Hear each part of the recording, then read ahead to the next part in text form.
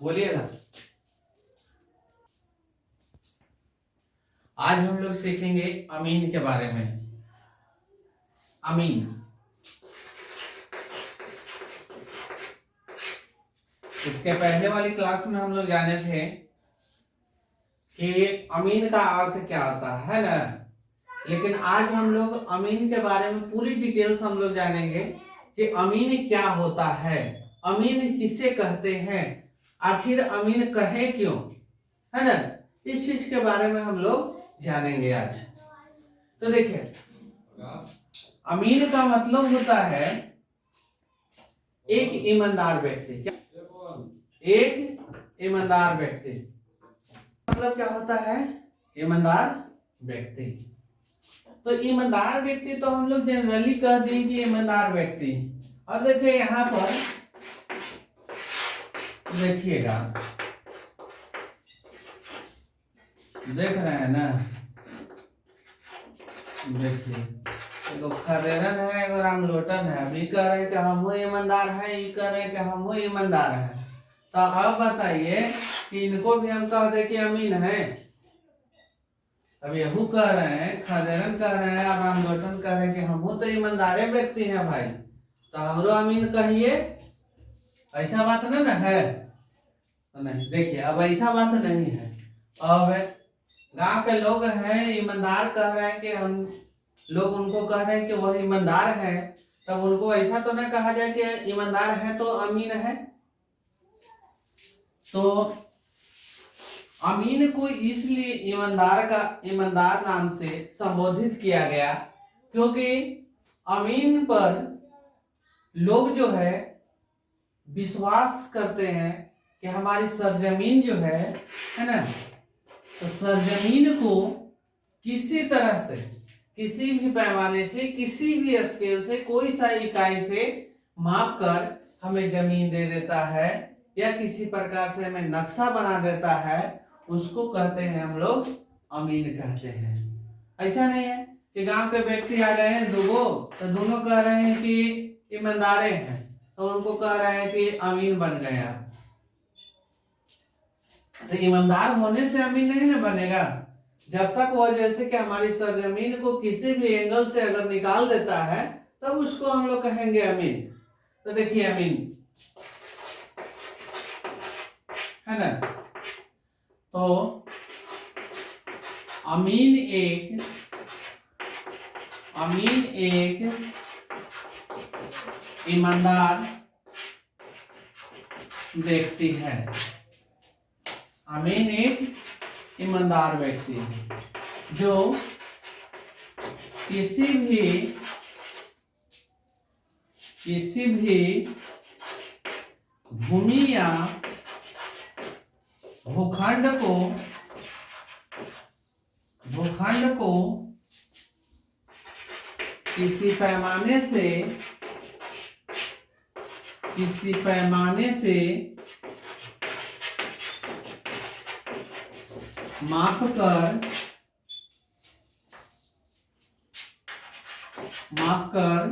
नक्शा तैयार कर देता है, नक्शा तैयार कर देता है, तो उसे अमीन कहते हैं। अमीन कहते हैं। अमीन का मतलब ये हुआ कि जो किसी भी भूमि या भूखंड को, मतलब हमारी जमीन के किसी प्रकार के टुकड़ा को अगर किसी पैमाने से माप देता है और माप कर वह नक्शा बना देता है, तब उससे हम लोग क्या कहेंगे? अमीन कहेंगे। क्या कहा जाता है? अमीन कहा जाता है। तो देखिए, अमीन एक अरबी भाषा है। कौन सी भाषा है? अरबी। अमीन एक अरबी भाषा है। नोट कर लीजिएगा इसे।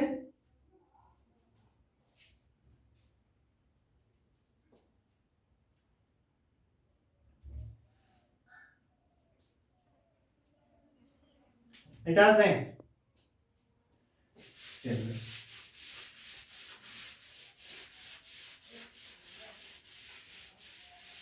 अभी हम लोगों ने देखा लैंग्वेज के आधार पर क्या अमीन एक क्या है कि अरबी भाषा है।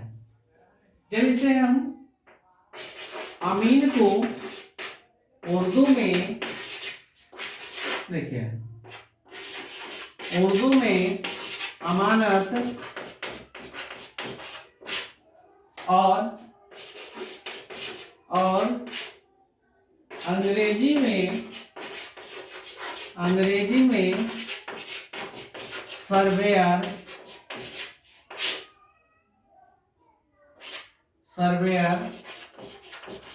कहते हैं। अब इसी चीज को देखिए, अमीन को ही उर्दू भाषा में, उसे उर्दू भाषा में लिया जाए तो अमानत कहा जाता है, और अंग्रेजी भाषा में इसे अमीन को ही सर्वेयर कहा जाता है। और हिंदी में तो आप लोग जानबे करते हैं कि हिंदी में अमीन को एक शाब्दिक अर्थ में होता है ईमानदार व्यक्ति होता है ना। देखिए अब आगे हम लोग बढ़ते हैं।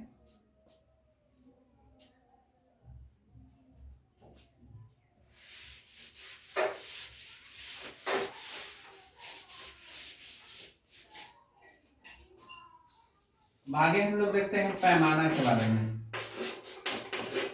पैमाना, तो पैमाना हम लोग किसे कहेंगे? सबसे पहले हम लोग देखते हैं कि पैमाना किसे कहेंगे, है ना।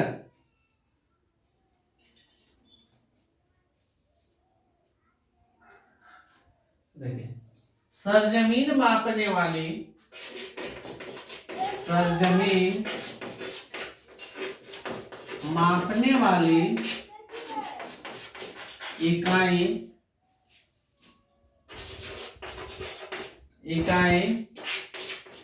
को पैमाना कहते हैं। पैमाना कहते हैं मतलब जो जिस आधार से हमारी सरजमीन को मापी जाती है उसे हम लोग क्या कहते हैं? पैमाना कहते हैं। ठीक है। अब देखिए पैमाना कितने प्रकार का होता है, हम लोग देखते हैं पैमाना जो होता है कितने प्रकार का होता है। पैमाना कितने प्रकार का होता है? कितने प्रकार के होते हैं, है ना। क्या होता है? पैमाना तीन प्रकार के होते हैं, है ना। पैमाना तीन तरह से होता है।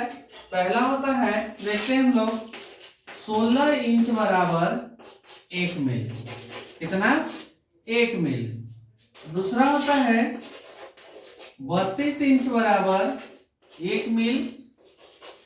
और तीसरा होता है आपका 64 इंच बराबर 1 मील।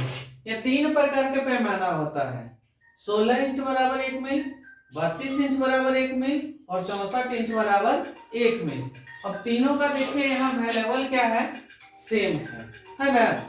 तो अब हम सरजमीन पर आते हैं कि सरजमीन में क्या होता है, देखते हैं। मिटा देते हैं, नोट कर लिए ना।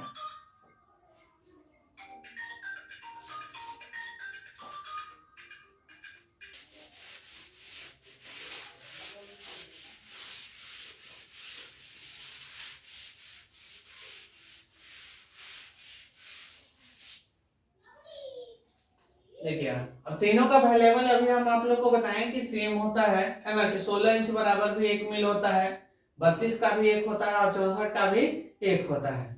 तो हम सरजमीन के हिसाब से चलते हैं। देखिए ये हमारी प्लॉट है, तीन तरह के हम आपको प्लॉट दिखा रहे हैं यहाँ पर।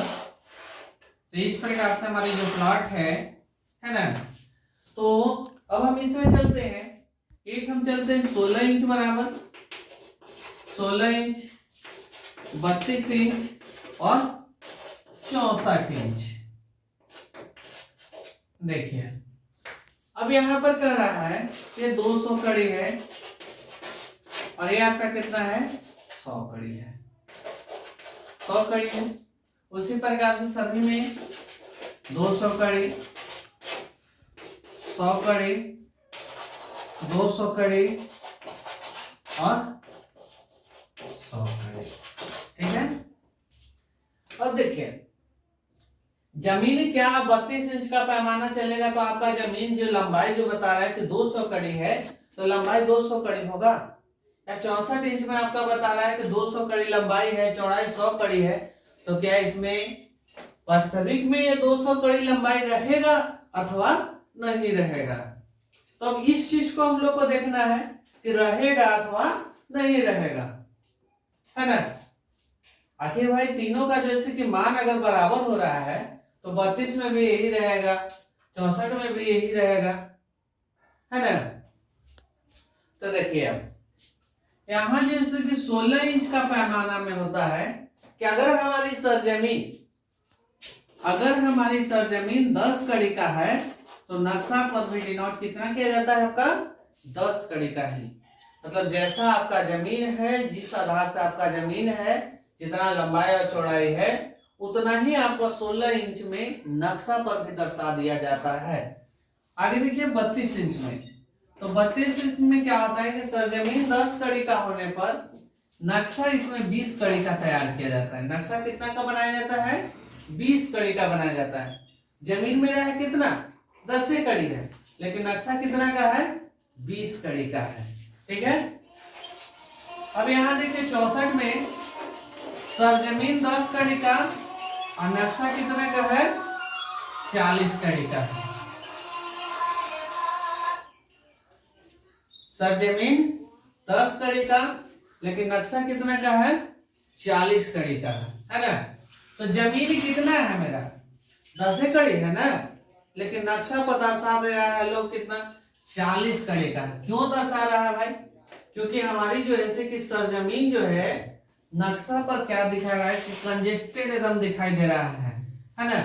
और कंजेस्टेड होने के कारण जो है नक्शा पर केवल जो है सरजमीन को बढ़ा दिया जा रहा है, केवल नक्शा पर बढ़ाया जा रहा है। ये नहीं कि हम सरजमीन पर उठे देखें नक्शा पर, यहाँ पर देखें कि 40 कड़ी हो रहा है ना लंबाई, यहाँ 200 कड़ी दर्शाया हुआ है तो 200 कड़ी में लंबाई हो रहा है, तो उठे और कड़ी लिए फीता लिए 200 कड़ी नाप दिए। अगर नाप दीजिएगा तो पता चलेगा कि यहाँ से जमीन निकलते निकलते नाला ऊपर पार हो गया है ना, या नदी पार हो गया। तो अब नदी पार तो हमको जमीन नहीं देना है, देना तो जमीन है और हमको कहाँ देना है कि जहां रियल जमीन जो है वहां देना है ना। तो क्या होता है कि सरजमीन अगर 10 कड़ी का है, अगर नक्शा यहाँ 64 का पैमाना बनाया जाए, ठीक है 64 का पैमाना पर तैयार किया जाए, तो जब सरजमीन पर डिनोट करेंगे तो क्या होगा कि एकदम बहुत कंजेस्टेड नजर आएगा, इस प्रकार से नजर आएगा। जब इस प्रकार से नजर आएगा तो क्या होगा कि इसमें हमें प्लॉटिंग करने में बहुत दिक्कत होगी। प्लॉटिंग करने में क्या होगा दिक्कत होने लगेगा। जब दिक्कत होगा तो क्या होगा कि किसी प्रकार के प्लॉटिंग नहीं हो पाएगा, है ना। तो इसीलिए यहाँ पर पैमाना जो है 64 इंच का जो लगाया जाता है, तो इसमें सरजमीन को केवल बढ़ा दिया जाता है। ठीक है, समझ गए। आज की वीडियो यहीं तक रहेगी, फिर अगले वीडियो में हम मिलते हैं।